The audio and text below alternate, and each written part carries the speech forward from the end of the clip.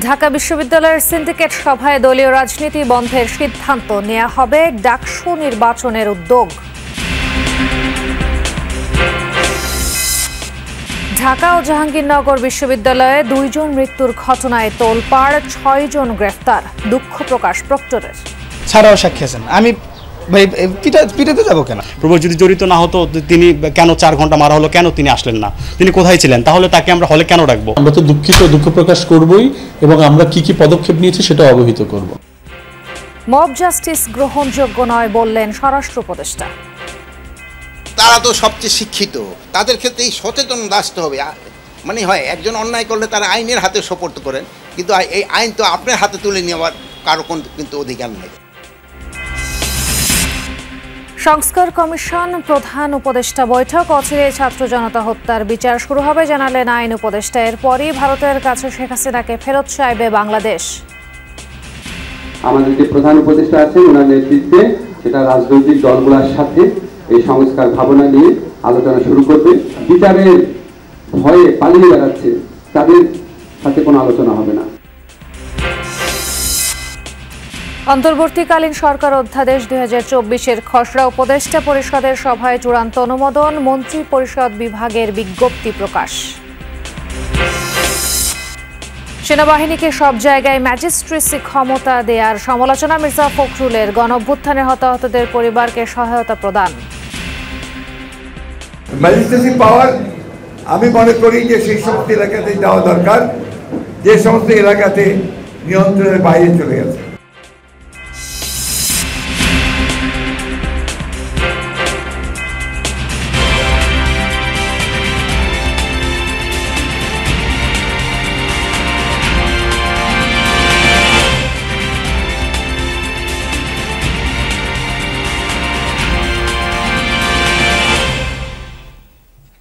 আমন্ত্রণ যমুনা নিউজে, আপনাদের সঙ্গে আছি আমি খান তাজদিনা হাসান। এতক্ষণ শিরোনাম দেখছিলেন। ঢাকা বিশ্ববিদ্যালয় ক্যাম্পাসে ছাত্র, শিক্ষক ও কর্মকর্তা কর্মচারীদের সব ধরনের দলীয় রাজনীতি বন্ধের সিদ্ধান্ত নিয়েছে বিশ্ববিদ্যালয় প্রশাসন। প্রতিষ্ঠানের সর্বোচ্চ নীতি নির্ধারণী ফোরাম সিন্ডিকেটের সভায় এই সিদ্ধান্ত গ্রহণ করা হয়। পরবর্তী নির্দেশ না দেওয়া পর্যন্ত এই সিদ্ধান্ত কার্যকর থাকবে বলে উল্লেখ করে বিশ্ববিদ্যালয় প্রশাসন। বুধবার রাতে ঢাকা বিশ্ববিদ্যালয়ের ফজলুল হক হলে চোর সন্দেহে এক যুবককে পিটিয়ে হত্যা করা হয়। একই রাতে জাহাঙ্গীরনগর বিশ্ববিদ্যালয়েও ছাত্রলীগের সাবেক এক নেতাকে পিটিয়ে মেরে ফেলে একদল শিক্ষার্থী। এই 2 ঘটনার পরিপ্রেক্ষিতে বৃহস্পতিবার রাতে ঢাকা বিশ্ববিদ্যালয়ের সর্বোচ্চ নীতি নির্ধারণী ফোরাম সিন্ডিকেট সভা অনুষ্ঠিত হয়। পৌনে 2 ঘন্টার সিন্ডিকেট সভায় সভাপতিত্ব করেন উপাচার্য ডক্টর নিয়াজ আহমেদ খান। সভায় সিন্ডিকেটের 17 সদস্যের 15 জনই উপস্থিত ছিলেন। বৈঠকে সর্বোচ্চ নীতি নির্ধারণী ফোরাম সিন্ডিকেট সদস্যদের সর্বসম্মতিক্রমে ঢাকা বিশ্ববিদ্যালয়ে দলীয় রাজনীতি বন্ধের সিদ্ধান্ত নেওয়া হয়। এই সিদ্ধান্তের ফলে ঢাকা বিশ্ববিদ্যালয় ক্যাম্পাসে ছাত্র, শিক্ষক ও কর্মকর্তা কর্মচারীদের সব ধরনের দলীয় রাজনীতি থেকে বিরত থাকবেন। পরবর্তী নির্দেশ না দেয়া পর্যন্ত এই সিদ্ধান্ত কার্যকর থাকবে বলেও জানানো হয়। একই সাথে ডাকসু নির্বাচনের উদ্যোগ নেওয়ারও সিদ্ধান্ত হয় সিন্ডিকেটে। এদিকে ঢাবিতে রাজনীতি নিষিদ্ধের সিদ্ধান্তকে স্বাগত জানিয়েছে বৈষম্য বিরোধী ছাত্র আন্দোলন। সংগঠনের অন্যতম সমন্বয়ক সার্জিস আলম তার ভেরিফাইড ফেসবুক পেজে লেখেন, ঢাকা বিশ্ববিদ্যালয়ে সব ধরনের রাজনীতি বন্ধের সিদ্ধান্ত। নতুন এক বাংলাদেশ সৃষ্টির অগ্রযাত্রা শুরু হোক আজ থেকে। শামীম রেজা, যমুনা নিউজ, ঢাকা। বিশ্ববিদ্যালয়ের শিক্ষার্থীরা এতটা নিষ্ঠুর, নির্মম ও নৃশংস হতে পারে? দেশের সর্বোচ্চ বিদ্যাপীঠ ঢাকা বিশ্ববিদ্যালয়ের ফজলুল হক হলে মোবাইল চোর সন্দেহে তোফাজ্জেল নামের যুবককে আটকে প্রায় 4 ঘন্টা ধরে নির্যাতন করা হয়। পেটানোর পর তাকে খেতেও দেওয়া হয়। পরে আবারও মারধরে মৃত্যু হয় তোফাজ্জেলের। এই বর্বরতা ঠেকাতে না পারায় দুঃখ প্রকাশ করেছে বিশ্ববিদ্যালয় প্রশাসন। তবে শাহবাগ থানায় মামলা হবার পর 6 জনকে গ্রেফতার করেছে পুলিশ।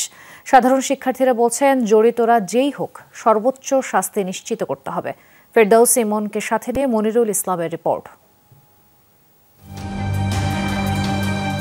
বুধবার সন্ধ্যা ৭টা ৪৯ শতাধিক ছাত্র একজনকে টেনে হিঁচড়ে ফজলুল হক হলের গেস্ট রুমে নিয়ে যায়। সিসিটিভির ফুটেজে দেখা যায় এ সময় নিয়ে যাওয়া ওই যুবকের গায়ে সাদা কাপড় পরা। এর ঘণ্টাখানেক পর যখন তাকে বের করা হয় তখন তার শরীরে কাপড় ছিল না, পরিষ্কার নির্যাতনের চিহ্ন গায়ে। খোঁড়ানো অবস্থায় তাকে তোলা হয় প্রক্টোরিয়াল টিমের গাড়িতে। এই হতভাগ্য তরুণের নাম তোফাজ্জেল, একরকম ভবঘুরে। প্রত্যক্ষদর্শীরা জানান বিকেলে ক্রিকেট খেলার সময় কিছু শিক্ষার্থীর মোবাইল চুরি হয়।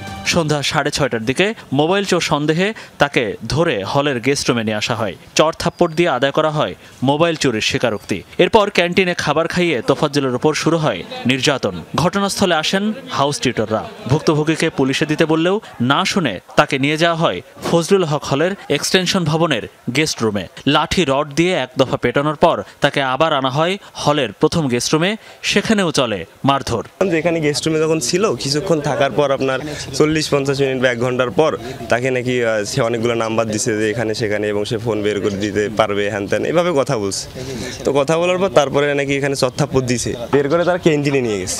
হলের ক্যান্টিন দেখতেছেন না, হলের ক্যান্টিনে নিয়ে যাওয়ার পর তাকে খাওয়াইছে, ডাল দিয়ে ভাত খাওয়াইছে। খাওয়ানোর পর তাকে নিয়ে গেছে হচ্ছে আপনার এক্সটেনশন যে গেস্ট রুম আছে সেখানে। নিয়ে যাওয়ার পর আপনার রড স্টাম্প মানে যা যা ছিল বুঝছেন, এটা দিয়ে মানে গণহারে মারা হয়েছে আর কি। প্রবোষ্ট জড়িত।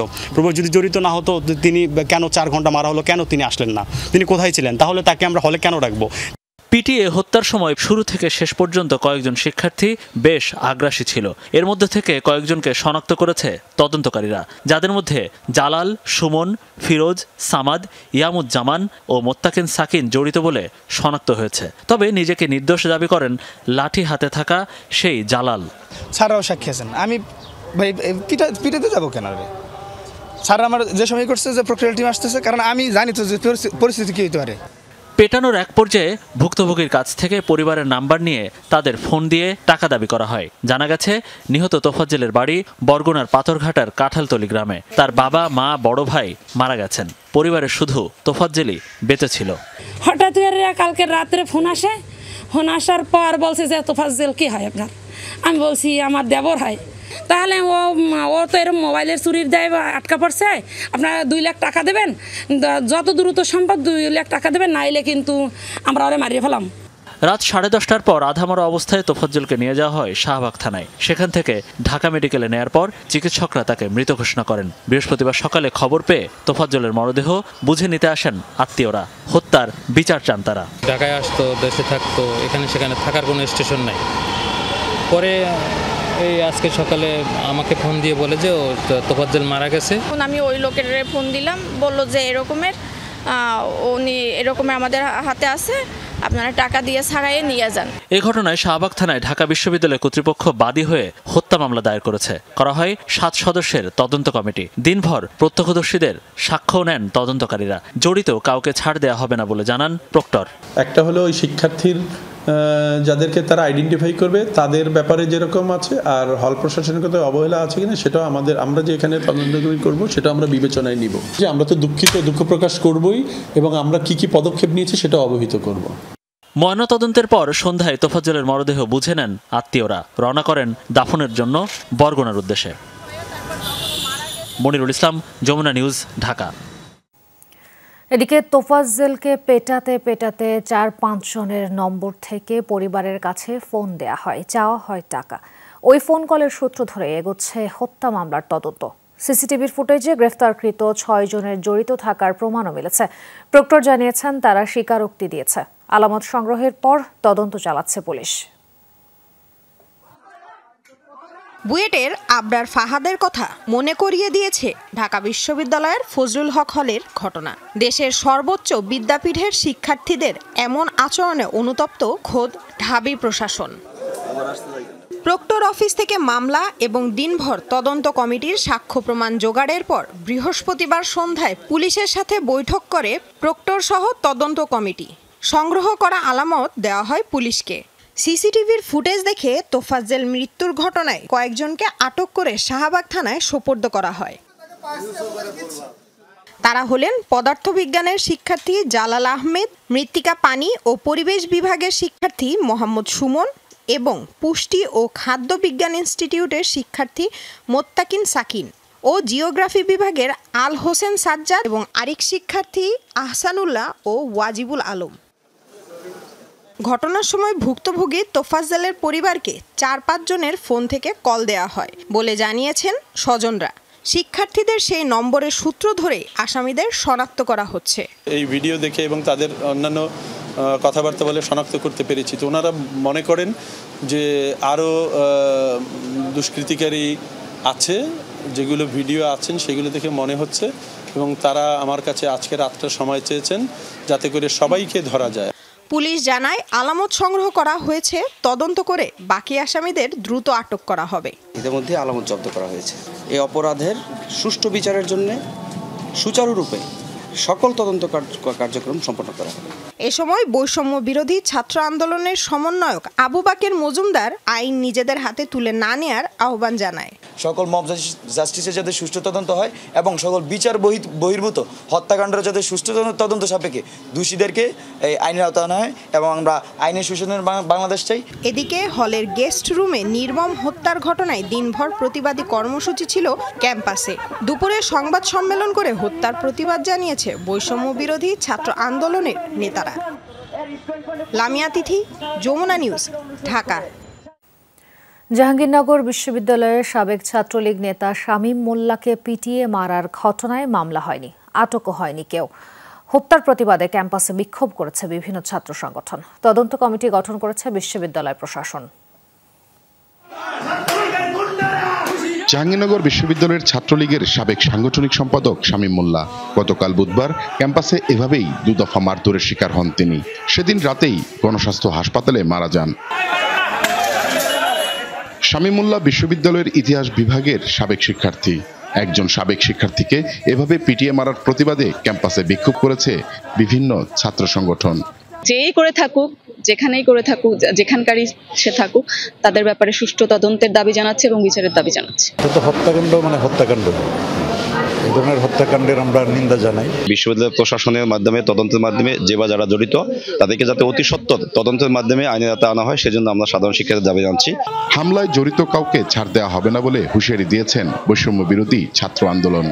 সাধারণ শিক্ষার্থী এবং ছাত্র দলের নেতা কর্মীদের আহ্বান জানায় তারা যেন কোনো ধরনের আইন নিজের হাতে তুলে না নেয়, বিশ্ববিদ্যালয়ে শিক্ষার পরিবেশ নষ্ট হয় এমন কোনো কর্মকাণ্ডে যাতে আমাদের ছাত্র দলের নেতা কর্মীরা নিজেদের সম্পৃক্ত না করে। বেশ কিছু ভিডিওতে আমরা দেখেছি আহসান লাবিব, তাকে দেখা গেছে এবং তার বিরুদ্ধে আমরা সাংগঠনিক ব্যবস্থা নিচ্ছি। সেই প্রক্রিয়া চলমান এবং আইনি প্রক্রিয়ায় তিনি যদি অপরাধ করে থাকেন, যতটুকু অপরাধ করেছেন ততটুকু শাস্তি তিনি যাতে পান, সেটা আমরা নিশ্চিত করবই।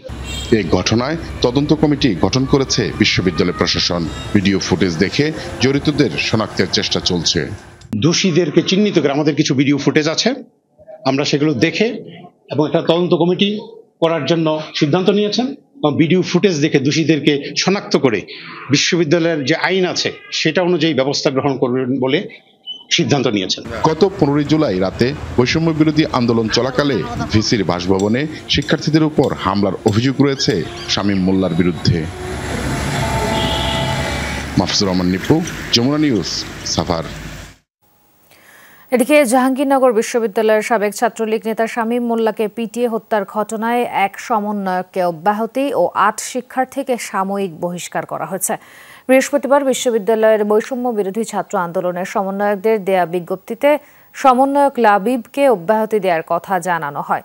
তদন্ত সাপেক্ষে দোষ প্রমাণিত হলে তার বিরুদ্ধে ব্যবস্থা নেওয়া হবে বলেও জানানো হয়। এছাড়া ভিডিও ফুটেজ বিশ্লেষণ করে 8 শিক্ষার্থীকে সাময়িক বহিষ্কারের কথা জানিয়েছে বিশ্ববিদ্যালয় প্রশাসন। তারা হলেন রাজন মিয়া, রাজু আহমেদ, মাহমুদুল হাসান, জুবায়ের আহমেদ, হামিমুল্লাহ, আতিক, সোহাগ ও আহসান। ঢাকা ও জাহাঙ্গীরনগর বিশ্ববিদ্যালয়ে যা ঘটেছে তা দুঃখজনক। আইন নিজের হাতে তুলে না নিয়ে অপরাধীকে পুলিশে দেওয়ার আহ্বান জানিয়েছেন স্বরাষ্ট্র উপদেষ্টা মোহাম্মদ জাহাঙ্গীর আলম চৌধুরী। বৃহস্পতিবার সকালে ডিএমপিতে এক মতবিনিময় সভা শেষে এ মন্তব্য করেন স্বরাষ্ট্র উপদেষ্টা। পুলিশ নয়, ছাত্র জনতা হত্যার ঘটনায় মামলা করছেন ভুক্তভোগীরাই। তবে মামলাগুলো যে প্রক্রিয়ায় হচ্ছে তা নিয়ে প্রশ্ন আছে। বৃহস্পতিবার সকালে ঢাকা মেট্রোপলিটন পুলিশ ডিএমপির সদর দপ্তরে আসেন স্বরাষ্ট্র উপদেষ্টা জাহাঙ্গীর আলম চৌধুরী। এ সময় পুলিশের ঊর্ধ্বতন কর্মকর্তাদের সাথে মতবিনিময় সভা করেন তিনি। সভা শেষে সাংবাদিকদের সাথে কথাও বলেন তিনি। জনগণের একটা আশা, তারা যেন জনবান্ধব পুলিশ হতে পারে। জানান, এখন পুলিশ বাদী হয়ে মামলা দিচ্ছে না, ভুক্তভোগীরাই মামলা করছেন। এটা ইতিবাচক। কোনোভাবেই নিরীহ কেউ হেনস্থার শিকার না হয় সেদিকে লক্ষ্য রাখতে নির্দেশনা দেওয়া হয়েছে।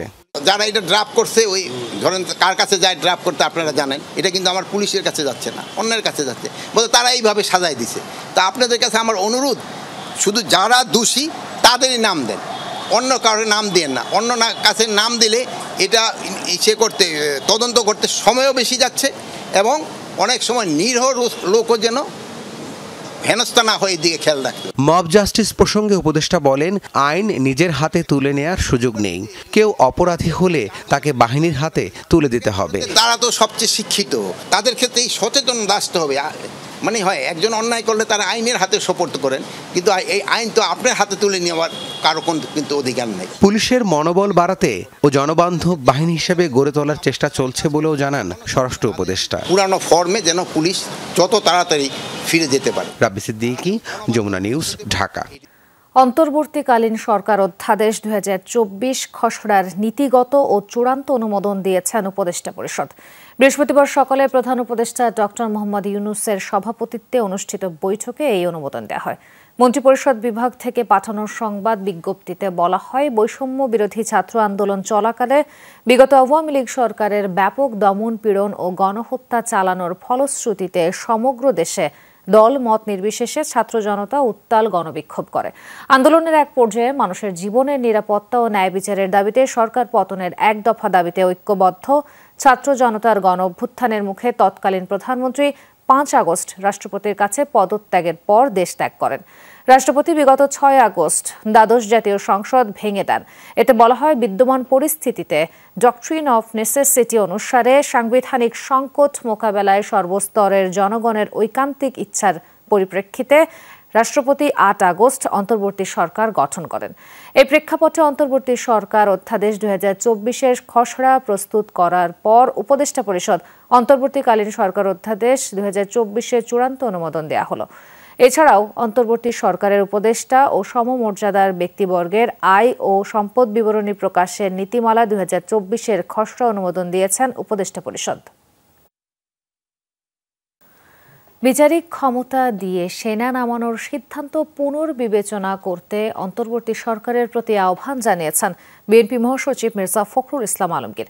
বলেছেন, যেসব এলাকা নিয়ন্ত্রণের বাইরে চলে গেছে কেবল সেখানেই বিচারিক ক্ষমতা দিয়ে সেনা মোতায়েন করা দরকার ছিল। আগের দুর্নীতি জঞ্জাল দূর করে অন্তর্বর্তী সরকার গ্রহণযোগ্য নির্বাচন করবে বলে আশা করেন তিনি। সিনিয়র যুগ্ম মহাসচিব রিজভী আহমেদ বলেছেন, পরিস্থিতি যাই হোক গণতন্ত্রের পথেই হাঁটতে হবে অন্তর্বর্তী সরকারকে। জননিরাপত্তা নিশ্চিত করতে মঙ্গলবার থেকেই সারা দেশে বিচারিক ক্ষমতা নিয়ে মাঠে নেমেছে সেনাবাহিনী। 2 দিনের মাথায় এই সিদ্ধান্ত পুনর্বিবেচনা করার অনুরোধ জানিয়েছেন বিএনপি মহাসচিব মির্জা ফখরুল ইসলাম আলমগীর। বলেছেন, সেনাবাহিনীকে বিচারিক ক্ষমতা দেওয়ার মানে হলো অন্য কোনো বাহিনী ঠিকভাবে কাজ করছে না। সেনাবাহিনীকে ম্যাজিস্ট্রিয়াল পাওয়ার দেওয়া হয়েছে, ভালো কথা। তার মানে প্রশাসন ফেল করছে, law and order situation maintain করতে, তাই তো নাকি? নাহলে ম্যাজিস্ট্রেসি পাওয়ার দেওয়া হয়েছে মানে অন্যান্য কাজ করছে না। ম্যাজিস্ট্রেসি পাওয়ার আমি মনে করি যে সেই সমস্ত এলাকাতেই দেওয়া দরকার যে সমস্ত এলাকাতে নিয়ন্ত্রণের বাইরে চলে গেছে। কখনোই এমন কোনো ব্যবস্থা নেবেন না যেটা সামগ্রিকভাবে তাদের জন্য বুমেরাং হবে, দেশের মানুষের জন্য একটু বুমেরাং হয়ে যাবে। বৃহস্পতিবার ঠাকুরগাঁও প্রেস ক্লাবে বৈষম্য বিরোধী ছাত্র আন্দোলনে হতাহতদের সঙ্গে মতবিনিময় ও আর্থিক সহায়তা প্রদান অনুষ্ঠানে যোগ দেন মির্জা ফখরুল। এই সময় তিনি বলেন, রাজনীতিবিদদেরকেই রাজনৈতিক কাজ করতে দেওয়া উচিত। আমরা ট্যাক্স স্বীকার করছি, মার খাচ্ছি, জেলে যাচ্ছি, জুলুম করছি, শুধুমাত্র এই ফ্যাসিবাদী হাসিনা সরকারকে সরিয়ে জনগণের সরকার প্রতিষ্ঠার জন্য। এদিকে রাজধানীর মোহাম্মদপুরে শহীদ সৈকতের পরিবারকে আর্থিক সহায়তা দিয়েছে আমরা বিএনপি পরিবার। সেখানে দলের সিনিয়র যুগ্ম মহাসচিব রুহুল কবির রিজভী বলেছেন, ছাত্র জনতার আত্মত্যাগ কোনোভাবেই ব্যর্থ হতে দেয়া যাবে না। ইউনুস গুডউইল বলে একটা কথা আছে, একটা ফ্রেজ তৈরি হয়েছে, তো ইউনুস গুডউইলের আমরা প্রতিফলন দেখতে চাই।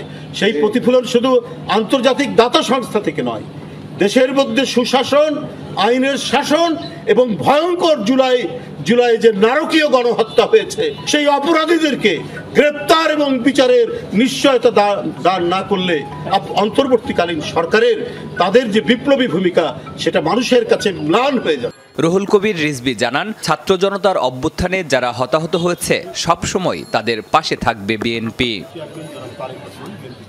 শরীফুল ইসলাম খান, যমুনা নিউজ, ঢাকা। গণতান্ত্রিক পরিবেশের অনুপস্থিতিতেই ক্যাম্পাসে মব কালচারের বিস্তৃতি ঘটছে। পাশাপাশি সাধারণ শিক্ষার্থীর বেশে সন্ত্রাসী ছাত্রলীগের সাবেক নেতাকর্মীদের হলে অবস্থান এবং নানান মোড়কে হল ও ক্যাম্পাসে আধিপত্য বিস্তারের চেষ্টাও অন্যতম ভূমিকা পালন করছে বলে অভিযোগ করেছে ছাত্রদল। বৃহস্পতিবার বিকেলে টিএসসিতে সংবাদ সম্মেলনে এসব কথা বলেন ছাত্রদলের সদস্যরা। ঢাকা বিশ্ববিদ্যালয় ও জাহাঙ্গীরনগর বিশ্ববিদ্যালয়ের হত্যার ঘটনায় তীব্র নিন্দা জানান তারা। পাশাপাশি পালিয়ে যাওয়ার আগে দোষীদের গ্রেফতারের দাবি করেছে সংগঠনটি। সাধারণ শিক্ষার্থীদের পরিচয়ের আড়ালে সদ্য পদত্যাগকারী ছাত্রলীগ নেতার নেতৃত্বে হত্যাকাণ্ড ঘটে বলে অভিযোগ করা হয় সংবাদ সম্মেলনে।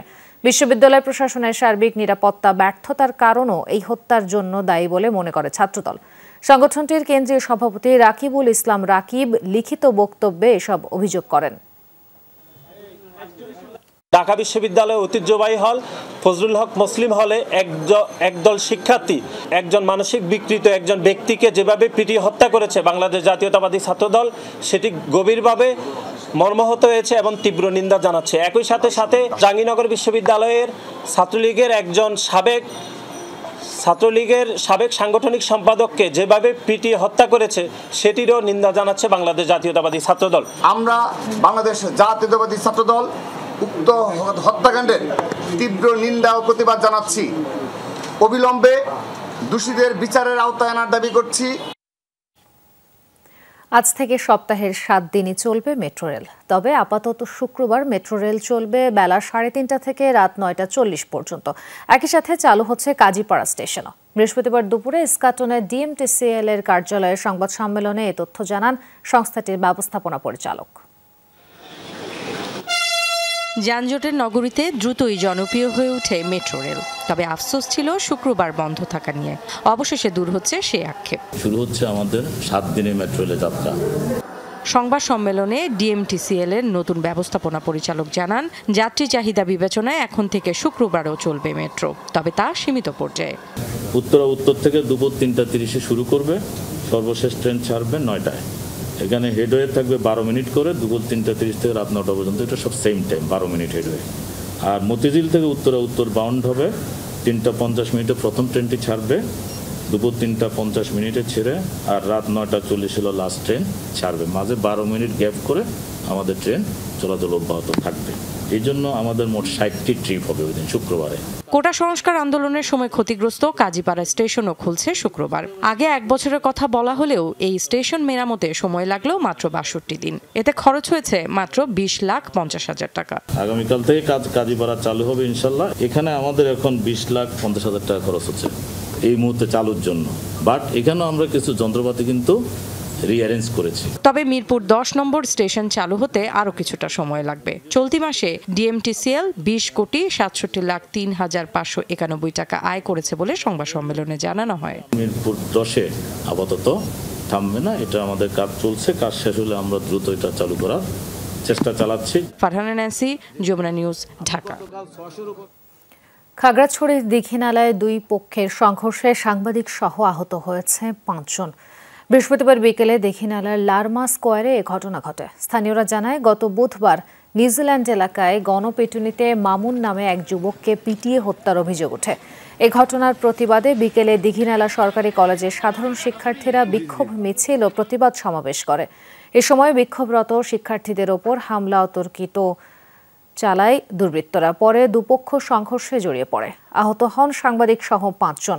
এ সময় অন্তত 60টি দোকান ও বসত বাড়িতে আগুনও দেয় দুর্বৃত্তরা। পরে ফায়ার সার্ভিস এসে প্রায় 3 ঘন্টার চেষ্টায় আগুন নিয়ন্ত্রণে আনে। এ ঘটনায় এলাকায় থমথমে পরিস্থিতি বিরাজ করছে। সাবেক সেনাপ্রধান অবসরপ্রাপ্ত জেনারেল আজিজ আহমেদ তার ভাই হারিস ও জোসেফের বিরুদ্ধে 100 কোটি টাকা চাঁদা দাবির অভিযোগে ঢাকার সিএমএম আদালতে মামলা হয়েছে। এটি করেছেন Japan Bangladesh security printing and পেপারসের চেয়ারম্যান সেলিম প্রধান। তাদের বিরুদ্ধে টেন্ডার কারসাজি, সরকারি সম্পত্তি দখল, সরকারি তহবিল আত্মসাৎ এবং চাঁদাবাজির মাধ্যমে অবৈধ সম্পদ অর্জনের অভিযোগ রয়েছে। একই মামলায় র্যাবের সাবেক মহাপরিচালক বেনজির আহমেদ সহ মোট 5 জনকে আসামি করা হয়েছে। বাদীর জবানবন্দি গ্রহণ করে ঢাকা মহানগর হাকিম মোহাম্মদ আলী হায়দার কামাল বিষয়টি সিআইডিকে তদন্ত করে প্রতিবেদনে দেওয়ার নির্দেশ দিয়েছেন। সম্প্রতি অবৈধ সম্পদ অর্জন, অর্থ পাচার ও ক্রয় সংক্রান্ত দুর্নীতি সহ অন্যান্য অনিয়মের অভিযোগে সাবেক সেনাপ্রধান জেনারেল আজিজ আহমেদ এবং তার 2 ভাই হারিস আহমেদ ও তোফায়েল আহমেদ জোসেফের বিরুদ্ধে তদন্তের সিদ্ধান্ত নিয়েছে দুর্নীতি দমন কমিশন।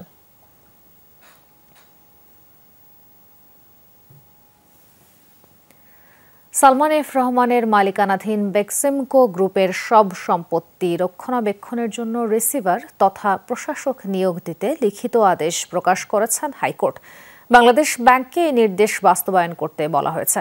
বৃহস্পতিবার সকালে বিচারপতি A.K.M. আসাদুজ্জামান ও বিচারপতি মোহাম্মদ মাহবুবুল ইসলামের হাইকোর্ট বেঞ্চ এ আদেশ প্রকাশ করেন। এর আগে গত 5 সেপ্টেম্বর বেক্সিমকো গ্রুপের সব প্রতিষ্ঠান দেখাশোনা করতে রিসিভার নিয়োগের নির্দেশ দেন হাইকোর্ট। একই সঙ্গে বেক্সিমকো গ্রুপের প্রতিষ্ঠানগুলোর কি পরিমাণ বকেয়া ঋণ আছে তা জানাতে কেন্দ্রীয় ব্যাংককে কেন নির্দেশ দেওয়া হবে না তা জানতে চেয়ে রুল জারি করা হয়েছে। এই কোম্পানিগুলি যাতে প্রপারলি ম্যানেজ করা হয় সেই জন্য রিসিভার চেয়েছি। বাংলাদেশ ব্যাংক এটা ইনভেস্টিগেট করে কোন ব্যাংক থেকে কত টাকা নিয়েছে সেটা জানাবে। ব্যাংকের থেকে বেক্সিমকো ফার্মা চালাবার জন্য যত ইনগ্রিডিয়েন্টস ইম্পোর্ট করতে হয় তারা তাও পারবে। সাবেক প্রধানমন্ত্রীর উপদেষ্টা সালমান এফ রহমান এবং সাবেক আইনমন্ত্রী আনিসুল হকের 5 দিনের রিমান্ড মঞ্জুর করেছেন আদালত। বৈদেশিক মুদ্রা নিয়ন্ত্রণ আইনের মামলায় তাদের রিমান্ডে দেওয়া হয়। বৃহস্পতিবার সকালে তাদের কারাগার থেকে চিফ মেট্রোপলিটন ম্যাজিস্ট্রেটের আদালতে হাজির করা হয়। এরপর এই মামলায় তাদের গ্রেফতার দেখানো সহ 7 দিনের রিমান্ড আবেদন করেন তদন্ত কর্মকর্তা। এ সময় আসামি পক্ষের রিমান্ড বাতিল এবং জামিন চেয়ে শুনানি করা হয়। অন্যদিকে রাষ্ট্রপক্ষ জামিনের বিরোধিতা করেন। উভয় পক্ষের শুনানি শেষে ম্যাজিস্ট্রেট আরিফুর রহমানের আদালত রিমান্ডের আদেশ দেন। এর আগে 13 সেপ্টেম্বর কোতোয়ালি থানায় দায়ের করা মামলাটি গেল মাসেই নৌপথে পালানোর সময় রাজধানীর সদরঘাট এলাকা থেকে সালমান এফ রহমান ও আনিসুল হককে গ্রেফতার করা হয়। সে সময় হত্যা মামলায় তাদের 10 দিনের রিমান্ড দেন আদালত। সাবেক পরিকল্পনা মন্ত্রী ও সুনামগঞ্জ 3 আসনের সাবেক সংসদ সদস্য M.A. মান্নানকে গ্রেফতার করেছে পুলিশ। তিনি সদর থানায় পুলিশ হেফাজতে রয়েছেন। বৃহস্পতিবার রাত 10টার দিকে জেলার শান্তিগঞ্জ উপজেলায় নিজ বাড়ি থেকে তাকে গ্রেফতার করা হয়। পুলিশ জানায়, গত 4 আগস্ট ছাত্র জনতার আন্দোলনের সময় শিক্ষার্থীদের ওপর হামলা ও গুলিবর্ষণের ঘটনায় 2 সেপ্টেম্বর সদর মডেল থানায় একটি মামলা হয়। এই মামলায় 2 নম্বর এজাহারভুক্ত আসামি M.A. মান্নান। সুনির্দিষ্ট অভিযোগের ভিত্তিতে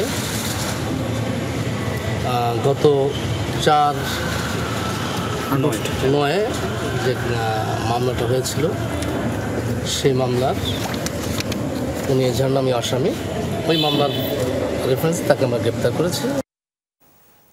গুরুত্বপূর্ণ সংস্কার উদ্যোগগুলোর জন্য সমর্থন দেওয়ার প্রতিশ্রুতি দিয়েছে বিশ্বব্যাংক। প্রতিষ্ঠানটির সফররত ভাইস প্রেসিডেন্ট মার্টিন রাইজার বলেছেন, অন্তর্বর্তী সরকারের মূল অর্থনৈতিক সংস্কারের অংশ হতে প্রস্তুত তারা।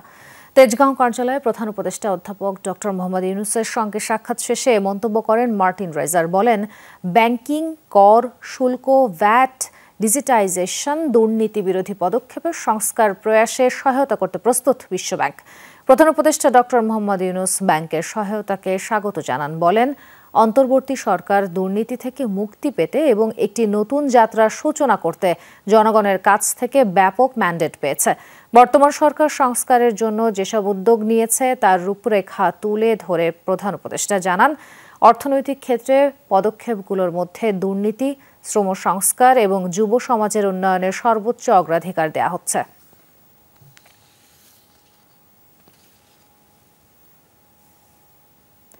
অবৈধ অস্ত্র, মাদক ও ঘুষ দুর্নীতির বিরুদ্ধে সোচ্চার থাকার আহ্বান জানিয়েছে খুলনা মেট্রোপলিটন পুলিশের নতুন কমিশনার জুলফিকার আলী হায়দার। বৃহস্পতিবার দুপুরে সাংবাদিকদের সাথে মতবিনিময়ে এসব কথা বলেন তিনি বলেন, নির্ধারিত সময় পার হলেও অনেকেই অস্ত্র জমা দেননি, সেগুলো উদ্ধারে অভিযান অব্যাহত থাকবে। মাদকের কয়েকটি চিহ্নিত স্থানে অভিযান অব্যাহত রাখবে কেএমপি। এ সময় সাংবাদিকদের তথ্য দিয়ে সহযোগিতা করার আহ্বানও জানান জুলফিকার আলী। তিনি সাফ জানিয়ে দেন, কেএমপিতে কোনো ধরনের বদলি বাণিজ্য হতে দেবেন না। এ সময় আইন শৃঙ্খলা বাহিনীর নানা পরিকল্পনার কথাও তুলে ধরেন কেএমপির কমিশনার। গত 7 সেপ্টেম্বর কেএমপি 39তম কমিশনার হিসেবে তিনি যোগদান করেন। 4 তারিখের আগে একটা তারিখ দেওয়া ছিল, সেই তারিখ পর্যন্ত যদি অস্ত্র জমা না দেওয়া হয় সেক্ষেত্রে বৈধ অস্ত্র অবৈধ হয়ে যাবে, অবৈধ বিবেচনা করা হবে এবং পরবর্তী ব্যবস্থা নেওয়া হবে প্রশাসনিক। তো ওই বিষয়গুলো নিয়ে আমরা কাজ করছি কয়েকদিন থেকে। আমার ধারণা ভালো কোনো সংবাদ হয়তো আপনারা পাবেন। সিলেট শাহজালাল বিজ্ঞান ও প্রযুক্তি বিশ্ববিদ্যালয়ে নবনিযুক্ত প্রো-ভিসি ও কোষাধ্যক্ষকে শপথ বাক্য পাঠ করালেন বৈষম্য বিরোধী ছাত্র আন্দোলনের সমন্বয়করা। বৃহস্পতিবার বিকেলে বিশ্ববিদ্যালয়ের রেজিস্ট্রার ভবনের কনফারেন্স কক্ষে ডক্টর মোহাম্মদ সাজিদুল করিম ও ডক্টর মোহাম্মদ ইসমাইল হোসেনকে শপথ বাক্য পাঠ করান ছাত্র আন্দোলনের নেতা পলাশ বখতিয়ার। শপথ বাক্যে জুলাই বিপ্লবের আদর্শ ধারণ করে শিক্ষার্থী বান্ধব ক্যাম্পাস গড়ার শপথ নেন নবনিযুক্তরা। এ সময় বিশ্ববিদ্যালয়ের রেজিস্ট্রার, বৈষম্য বিরোধী ছাত্র আন্দোলনের কেন্দ্রীয় সমন্বয়ক আসাদুল্লাহ আল গালিব সহ বিশ্ববিদ্যালয়ের সমন্বয়ক ও সাধারণ শিক্ষার্থীরা উপস্থিত ছিলেন। এমন ঘটনার পর বিশ্ববিদ্যালয় জুড়ে শুরু হয়েছে আলোচনা সমালোচনা। ডলার সংকটের কারণে দেশে গ্যাস বিদ্যুতের সংকট হবে না বলে আশাবাদী সরকার। বিদ্যুৎ ও জ্বালানি উপদেষ্টা জানিয়েছেন, লোডশেডিং মোটামুটি কেটে গেছে, সামনে আরও কমবে। তিনি বলেন, বিদ্যুৎ জ্বালানি খাতের দুর্নীতি খতিয়ে দেখছে 2 তদন্ত কমিটি। ভাড়া ভিত্তিক বিদ্যুৎ কেন্দ্রে অনিয়ম হওয়ায় এই সংক্রান্ত চুক্তিগুলোও যাচাই করা হচ্ছে বলেও জানান উপদেষ্টা।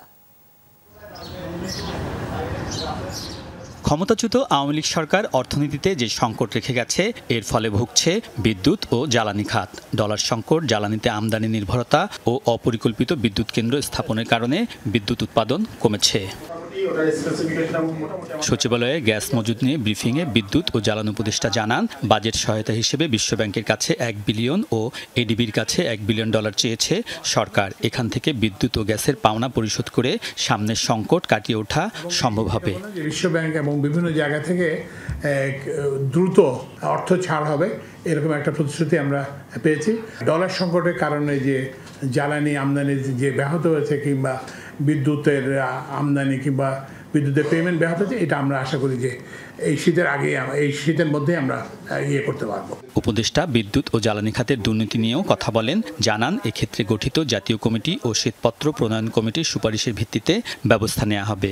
কোনো নাম না, গ্যাসপ্রম না, কিংবা সামিট না, কিংবা আদানি না, আমরা হচ্ছে সব চুক্তি আমরা বলছি যে আপনারা ফ্রি। ওনারা আমাদের থেকে পূর্ণ তালিকা নিয়েছেন, ওই যে জাতীয় যে কমিটি হয়েছে ওনাদেরকে আমরা পূর্ণ তালিকা দিয়েছি। তো সুতরাং they are free to examine each and every contract. তো এই 2 কমিটি আমাদেরকে যে সুপারিশ করবেন, সুপারিশের ভিত্তিতে আমরা কাজ করব। উপদেষ্টা দাবি করেন, কয়েকদিন লোডশেডিং থাকলেও এখন কমে গেছে।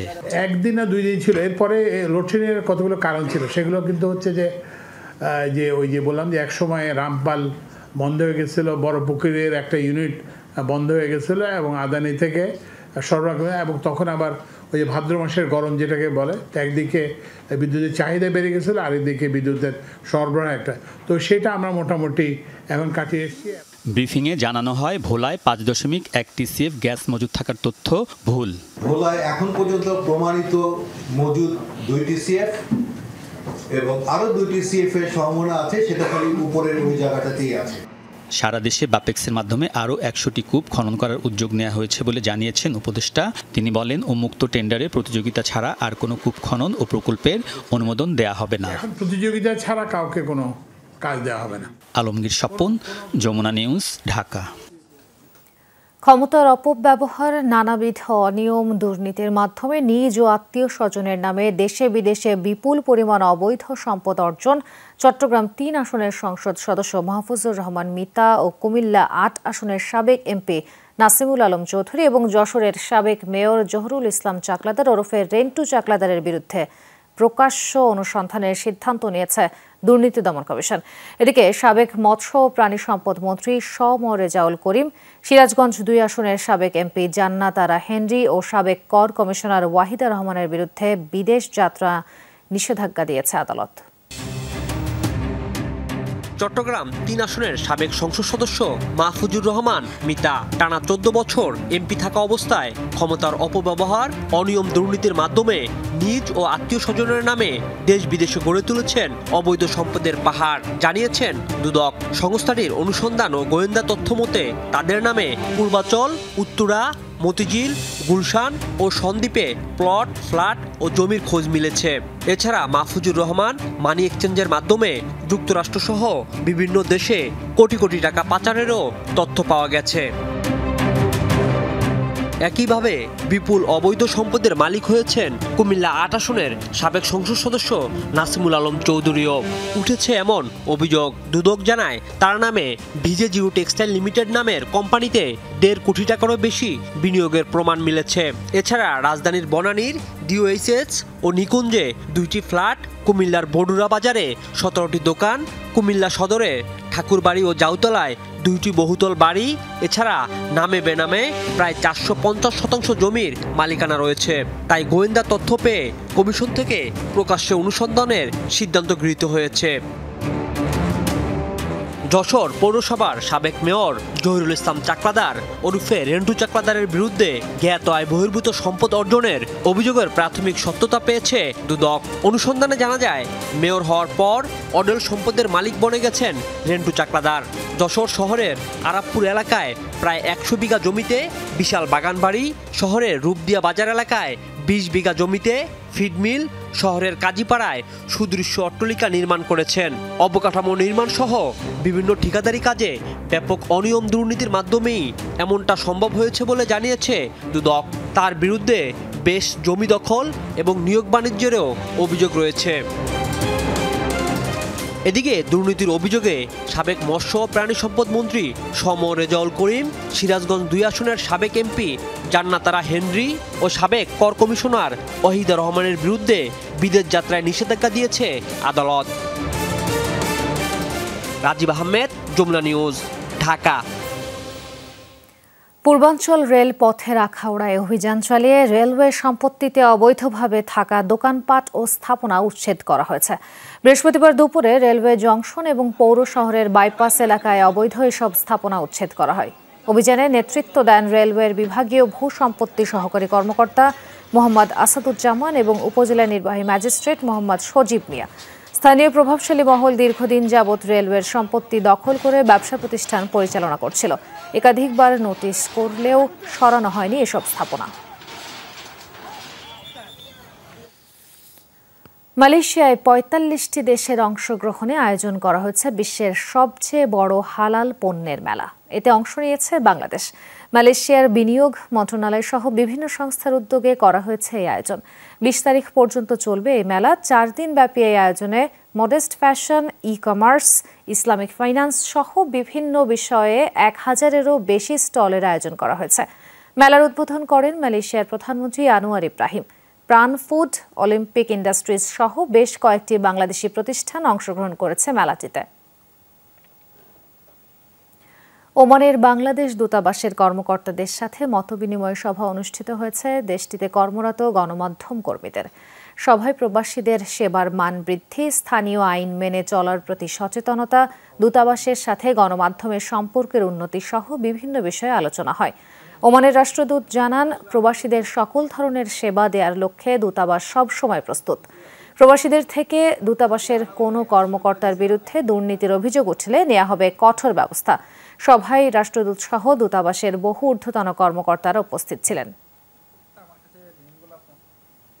যুক্তরাষ্ট্রের নিউ ইয়র্ক কনসুলেটের মাধ্যমে অন্তর্বর্তীকালীন সরকারের কাছে 13 দফা দাবি পেশ করেছে রাজ্যটিতে বসবাসরত প্রবাসী বাংলাদেশিরা।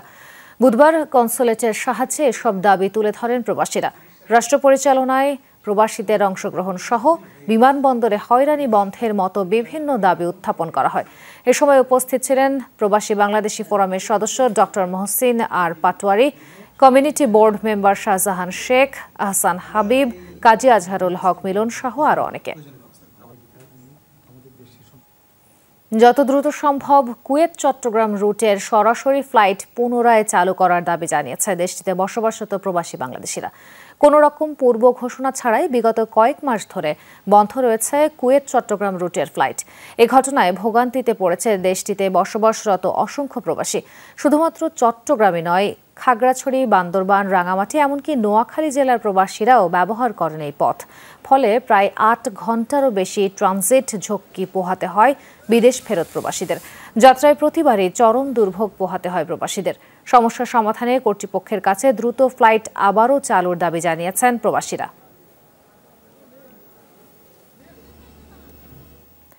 ইতালিতে বাংলাদেশ সমিতি জেনেভার উদ্যোগে আয়োজিত হয়েছে প্রবাসী মিলন মেলা। বুধবার স্থানীয় একটি পার্কে মেলার আয়োজন করা হয়। কোরআন তেলাওয়াত ও জাতীয় সঙ্গীতের মধ্য দিয়ে শুরু হয় বাৎসরিক এই মিলন মেলা। অনুষ্ঠানটি সভাপতিত্ব করেন বাংলাদেশ সমিতি জেনেভার সভাপতি সুজন ঠালি। এ সময় উপস্থিত ছিলেন সাধারণ সম্পাদক মাইনুদ্দিন ভূঁইয়া, সাংগঠনিক সম্পাদক মাসুম ব্যাপারী, প্রচার সম্পাদক মিলন সৈয়াল সহ আরো অনেকে। নানা রকম বিনোদনমূলক খেলা ও প্রতিযোগিতার মাধ্যমে দিনটি উদযাপন করে প্রবাসীরা। প্রতিযোগিতা শেষে পুরস্কার বিতরণের মাধ্যমে শেষ করা হয় এই আয়োজন। বাহরাইনে কমিউনিটি নেতাদের সাথে নৈশভোজ আয়োজন করেছে বাংলাদেশ জাতীয়তাবাদী যুবদল। বুধবার এ আয়োজন করা হয়। জাতীয়তাবাদী যুবদলের সহসভাপতি মোহাম্মদ জনি চৌধুরীর আমন্ত্রণে আয়োজন করা হয়। অনুষ্ঠানে উপস্থিত ছিলেন বাহরাইন কেন্দ্রীয় বিএনপির সিনিয়র সভাপতি আব্দুল গনি মজুমদার। আর উপস্থিত ছিলেন যুবদলের সভাপতি আলাউদ্দিন গাজী, নূরে আলম, মফিজ মিয়া, আবদুল্লাহ আল নয়ন সহ আরও নেতাকর্মী।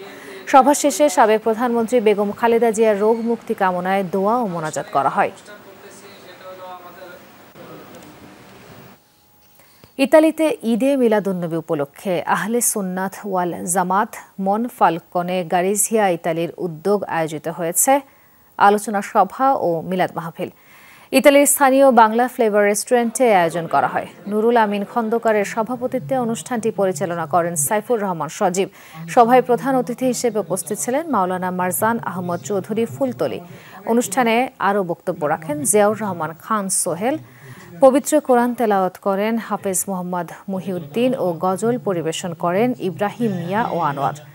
বিশ্বের সকল মুসলিম উম্মাহদের জন্য দোয়া মাহফিল ও তবারক বিতরণের মাধ্যমে অনুষ্ঠানের সমাপ্তি হয়। অচিরেই ছাত্র জনতা হত্যার বিচার শুরু হবে বলে জানিয়েছেন অন্তর্বর্তী সরকারের আইন উপদেষ্টা আসিফ নজরুল। জানান, এরপরই ভারতের কাছে বন্দি বিনিময় চুক্তি অনুযায়ী শেখ হাসিনাকে ফেরত চাইবে বাংলাদেশ। বৃহস্পতিবার বিকেলে সংস্কার কমিশনের প্রধানদের সঙ্গে প্রধান উপদেষ্টার বৈঠক শেষে আইন উপদেষ্টা বলেন, ৩১ ডিসেম্বরের মধ্যে রিপোর্ট দিবে প্রস্তাবিত সংস্কার কমিশনগুলো।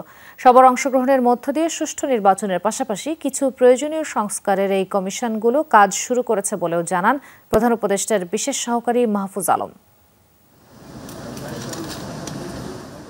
বিকেলে অন্তর্বর্তী সরকারের প্রস্তাবিত ৬ সংস্কার কমিশনের প্রধানের সঙ্গে বৈঠক করেন প্রধান উপদেষ্টা ডক্টর মোহাম্মদ ইউনূস। প্রধান উপদেষ্টার বাসভবন যমুনায় অনুষ্ঠিত এই বৈঠকে সরকারের সংস্কার ভাবনা, কমিশনের কর্মপদ্ধতি, কমিশন সদস্য নির্ধারণ ও রিপোর্ট প্রদানের সময়সীমা সহ বিভিন্ন বিষয়ে আলোচনা হয়। বৈঠক শেষে নির্বাচন কমিশন সংস্কার প্রধানকে সঙ্গে নিয়ে ফরেন সার্ভিস একাডেমিতে সংবাদ সম্মেলন করেন আইন উপদেষ্টা। জানান, ইতিমধ্যেই কাজ শুরু করেছে সংস্কার কমিশনগুলো। যে সংস্কারের মূলে থাকবে হারিয়ে যাওয়া গণতন্ত্র প্রতিষ্ঠা এবং বিগত ১৫ বছরে নষ্ট হয়ে যাওয়া রাষ্ট্রযন্ত্র সংস্কার এবং স্থায়ীভাবে ফ্যাসিবাদী ব্যবস্থা বিলোপ। ওনারা ৩১ ডিসেম্বরের মধ্যে একটা রিপোর্ট আমাদের জমা দিবেন এবং সেই রিপোর্টের ভিত্তিতে নেক্সট ফেজ বা সেকেন্ড ফেজে আমাদের যে প্রধান উপদেষ্টা আছেন ওনার নেতৃত্বে সেটা রাজনৈতিক দলগুলোর সাথে এই সংস্কার ভাবনা নিয়ে আলোচনা শুরু করবে। বিচারের ভয়ে পালিয়ে বেড়াচ্ছে তাদের সাথে কোনো আলোচনা হবে না। কমিশনগুলো এই ক্ষেত্রে যথেষ্ট পরিমাণ স্বাধীন থাকবে, কোনো রকম পলিটিক্যাল প্রেশার যেন তাদের উপর না থাকে, সেই ক্ষেত্রে আমরা ওইখানে আমাদের আলোচনা হয়েছে এবং তাদের কার্য পরিধির বিষয়টিও আলোচিত হয়েছে ওখানে। আমাদের উপদেষ্টা পরিষদ এবং প্রধান উপদেষ্টা যে তিনি ঘোষণা করলেন কি আশা করছেন এইসব বিষয় নিয়ে আলোচনা হলো। মূলত এগুলো এটা ইনফরমেশনাল, আমরা কিছু তথ্য আরো জানলাম এই তাদের ধারণা সম্পর্কে, উদ্দেশ্য সম্পর্কে। আইন উপদেষ্টা জানান, দ্রুত সময়ে জুলাই আগস্ট গণহত্যার বিচার শুরুর পর বন্দি বিনিময় চুক্তি অনুযায়ী ভারতের কাছে সাবেক প্রধানমন্ত্রী শেখ হাসিনাকে ফেরত চাইবে অন্তর্বর্তী সরকার। ভারতে যদি কোনো আমাদের কনভিক্টেড মানুষ থাকেন, উনি সাবেক প্রধানমন্ত্রী হন আর যাই হন না কেন, ওনার এক্সট্রাডিশন বা প্রত্যার্পণ আমরা চাইতে পারি। আদালত পুনর্গঠনের চিন্তা চলছে, অচিরেই আপনারা দেখবেন বিচার শুরু হয়েছে, বিচার শুরু হওয়ার পর ডেফিনেটলি আমরা এক্সট্রাডিশন চাবো। ঢাকা বিশ্ববিদ্যালয় এবং জাহাঙ্গীরনগর বিশ্ববিদ্যালয়ে পিটিএ হত্যার ঘটনা নিয়েও সরকারের অবস্থান স্পষ্ট করেন ডক্টর আসিফ নজরুল। বলেন, কোনো ধরনের মব জাস্টিস গ্রহণযোগ্য নয়। এগুলি কোনোভাবেই একসেপ্ট করা হবে না, বিচার বহির্ভূত হত্যাকাণ্ড কোনোভাবেই একসেপ্ট করা হবে না। এগুলি যদি ঘটে, আপনাদের একটা জিনিস নিশ্চিত করতে পারি, আমাদের সরকার তাৎক্ষণিকভাবে ব্যবস্থা নেবে আইনের মাধ্যমে উপযুক্ত শাস্তির। প্রধান উপদেষ্টা যুক্তরাষ্ট্র থেকে ফেরার পর নির্বাচন কমিশন পুনর্গঠনের কাজ শুরু হবে বলেও জানানো হয় সংবাদ সম্মেলনে। অবৈতনিক এবং তা না হইলে হয়তো আমি এটা গ্রহণ করতাম না, এটা public service. Saifuddin Robin, Jamuna news, Dhaka. এই ছিল যমুনা নিউজে এতক্ষণ সাথে থাকার জন্য ধন্যবাদ সবাইকে।